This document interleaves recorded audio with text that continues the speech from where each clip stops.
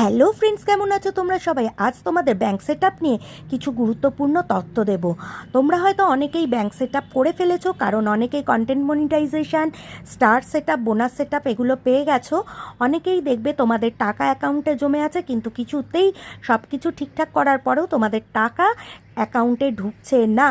তোমরা কিন্তু যারা অনেক আগে থেকে আইডিটা ক্রিয়েট করেছো, তারা কিন্তু অবশ্যই একবার চেক করে নেবে যখন আইডি ক্রিয়েট করেছিলে তার মধ্যে যে ডেট অফ বার্থটা আছে, তোমরা যে ব্যাংক সেটআপের জন্য যে সমস্ত ডকুমেন্টস সাবমিট করেছো তার ডেট অফ বার্থটা ম্যাচ করছে কি না, এটা দেখার জন্য তোমরা ফেসবুকে তোমার নিজের যে প্রোফাইলটায় ঢুকবে, ওখানে যে অ্যাবাউট অপশানটা আছে ওখানে গিয়ে দেখে নেবে যে তোমার ডেট অফ বার্থ আর তোমার ব্যাংকের যে ডকুমেন্টস দিয়েছো সেটার ডেট অফ বার্থ ম্যাচ করছে কি না। যদি দেখো ডিসম্যাচ আছে, তাহলে কিন্তু ওখানে এডিট অপশানে গিয়ে অবশ্য করেই আইডি প্রুফের সাথে ডেট অফ বার্থ ম্যাচ করিয়ে নেবে তোমার নিজের অ্যাকাউন্টটার, মানে ফেসবুকের যে তোমার অ্যাকাউন্ট সেটার।